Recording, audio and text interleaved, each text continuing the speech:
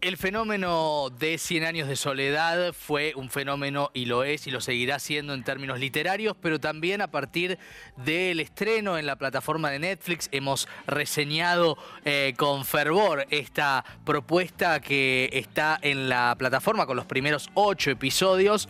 Plantea que 100 años de soledad es también un encuentro con lo audiovisual, con la posibilidad de ponerle una cara, acaso definitiva, a todos esos personajes, a los Buendía, a Úrsula, a cada uno de los personajes icónicos de la creación de Gabriel García Márquez, realizada en Colombia, como les hemos contado, con actores colombianos, hablada en español, evitando las cuestiones que hacen tanto ruido en otras producciones y con algunos aspectos que desde la colaboración y las autorizaciones de los hijos del Premio Nobel colombiano permitieron llevar adelante esta producción que dirigen Alex García López y Laura Mora.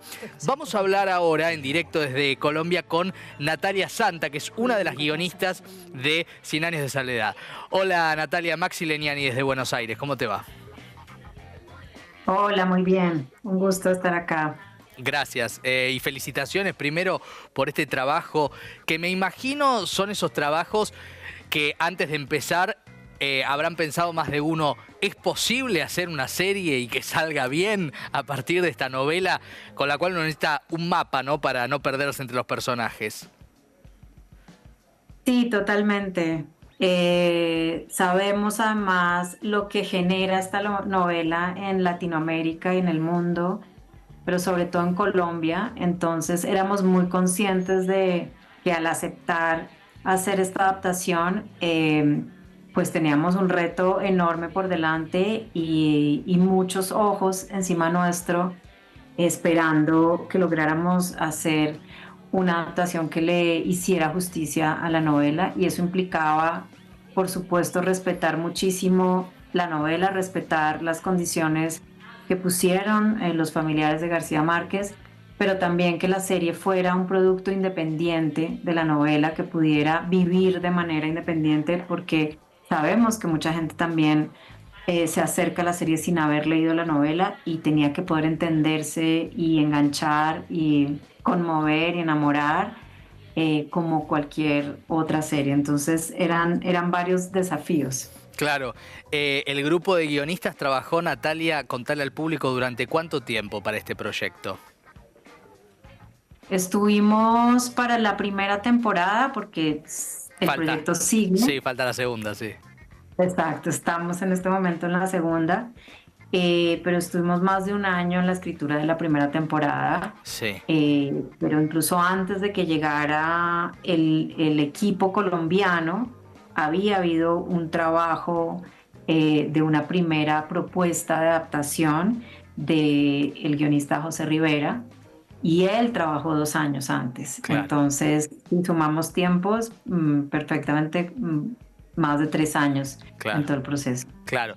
Y además, uno recuerda siempre, todos los lectores recordamos la primera vez que nos encontramos con las icónicas figuras, ¿no? De ese realismo mágico y demás, y obviamente la frase de apertura de la novela. Y la pregunta que me imagino todo el tiempo se habrán hecho es ¿cuán fiel debe ser sin perder un estilo, ¿no? Sin perder una personalidad propia? Porque en definitiva siempre es el problema de la adaptación, ¿no? En el mundo audiovisual, sobre todo con una novela que había tenido una película que no había tenido los resultados artísticos, según la mirada de los fanáticos, mejores que se puedan esperar. Así que me imagino que ahí también todo el tiempo había un volver a pensar los abordajes sobre cómo llevar los personajes, las tramas y las subtramas a la pantalla. Claro, el hecho de que las adaptaciones anteriores de obras de García Márquez, digamos, no hubieran logrado una gran aceptación de la crítica y de los lectores de García Márquez, también nos llevaba a preguntarnos, bueno, ¿qué espera el espectador de esto? Pero sobre todo, ¿qué es posible hacer, ¿no? O sea, entender que el lenguaje audiovisual es muy diferente al lenguaje literario, que nunca lo va a reemplazar, ¿no? Y que no esperamos superar la obra, y que tampoco esperamos que la gente que llegue a ver la serie se quede solo con la serie. Claro, A lo que aspiramos realmente es a que la serie, si no han leído la novela, los lleve a la novela. claro. Eh, entonces, en esa claridad de que es una traducción de lenguajes, que estamos pasando de un lenguaje literario a un lenguaje audiovisual, también entendemos que necesitamos cambiar cosas, que no puede ser transponer unos hechos, unos Claro. sucesos, digamos, de la trama general de la historia y ponerlos en clave audiovisual, sino que hay que estructurar los personajes, hay que pensar los personajes ya no para una novela de 300, 500 páginas, sino para una primera temporada, por decir en este caso, de 8 episodios, Sí. y cuál queremos que sea el arco de cada personaje, y eso nos obliga a sacar al personaje de la obra literaria y reconstruirlo desde la perspectiva y las leyes, digamos, del lenguaje audiovisual. Ahora, me imagino, Natalia, que uno de los debates habrá sido qué dejar afuera, porque inevitablemente una novela tan compleja, con tantas subtramas, tantos personajes, ¿a quién, digamos, cuál es el ajuste sería, ¿no es cierto? ¿Fue un tema de debate? Mucho. Hmm, Esto, todo lo que implica la adaptación de Cien años de soledad tiene detrás horas y horas de conversaciones, de discusiones, de preguntas que nos hacíamos, por qué incluir o no incluir ciertas cosas de la historia, de los personajes, qué personajes estaban y no estaban, en fin. Todo, todo era un proceso de entender qué era lo importante para la adaptación, qué era susceptible de ser adaptado al lenguaje audiovisual, porque también hay cosas que son hermosas en la novela, pero ujú, están hechas del lenguaje poético de García Márquez y era muy difícil traducir también. Por eso una de las decisiones más importantes y que pensamos más fue la de incluir o no incluir un narrador. Y el hecho de que el narrador pudiera, en la voz del narrador de la novela, pudiera traernos esa poesía que era difícil de mostrar en imágenes, pues nos permitía incluir cosas que probablemente sin ese narrador no hubieran estado.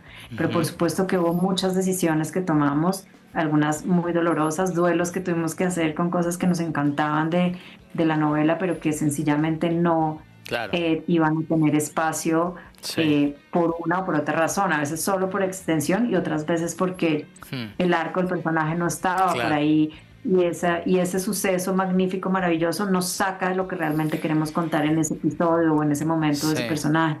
Claro. Además, Natalia, con García Márquez hay, bueno, muchas intertextualidades, porque en definitiva, cuando uno escucha y repasa todo lo que él contaba, cuando tuvo ese deseo inicial de escribir la novela, el proyecto y demás, él decía, quiero escribir una novela donde suceda todo, donde como con la Virgen María una mujer ascienda en cuerpo y alma, etcétera, etcétera, etcétera. Una novela, como uno diría, un proyecto casi homérico, ¿no? De Homero, quiero decir, digno de Homero. Y en definitiva eso fue lo que construyó.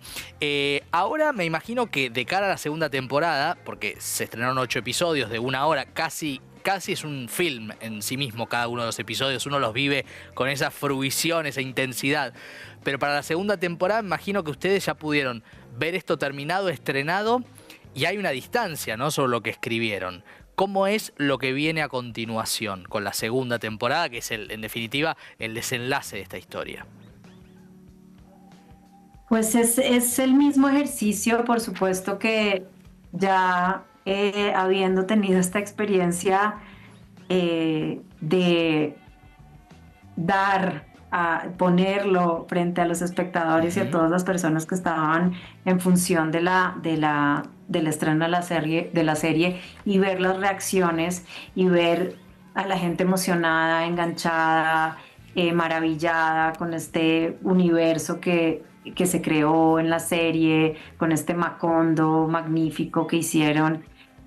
Pues se libera, no te voy a mentir, un poco de presión. claro, Eh, entonces creo que el trabajo que estamos haciendo de la segunda temporada lo hacemos ya con esa tranquilidad de, bueno, ya salimos, ya nos vieron, ya tenemos digamos, unos espectadores que están ahí enganchados esperando la segunda temporada. Y esto es lindo, pero el trabajo es igual de riguroso, nos sigue llamando la novela una y otra vez a que reflexionemos y a que pensemos en qué es lo importante y lo trascendente de contar de esta novela. Como dices, hay tantos temas y tantas cosas que una de las primeras preguntas que nosotras nos hicimos cuando asumimos este reto de la adaptación era por qué hacer esta novela y por qué queremos contarla. ¿Y por qué? Y casi que todas estuvimos de acuerdo en que seguía siendo muy actual la mirada de García Márquez sobre la historia Colombia y sobre la historia casi latinoamericana y quiénes somos como nación y sobre nuestra violencia endémica y sobre cómo seguimos estando como pueblo profundamente polarizados. Y esa es la discusión que yo quisiera, o que nosotras como creadoras quisiéramos que se diera a raíz de esta adaptación. No solo la belleza de la imagen y todo lo que se logró a nivel de producción, una de las producciones más grandes que se han hecho en Latinoamérica, sino también qué nos dice la novela a nivel histórico y cuáles son las reflexiones a las que nos tiene que llevar como pueblo y como nación que seguimos sumidos en una guerra. Claro. Y sobre todo porque además... Digamos que, para contestar tu pregunta, esa sigue siendo nuestro derrotero, ese sigue siendo nuestra obsesión y ese sigue siendo el ejercicio que hacemos en esta segunda parte. Bueno, felicitaciones a todos ustedes y a todas ustedes por este trabajo que lo que hace es llevarnos de vuelta al libro, llevarnos de vuelta a ese mundo maravilloso y también volver a poner en valor, en el marco de las plataformas, donde quizás los grandes libros no están tan presentes, a este enormísimo autor que nos sigue emocionando. Muchas gracias por este contacto.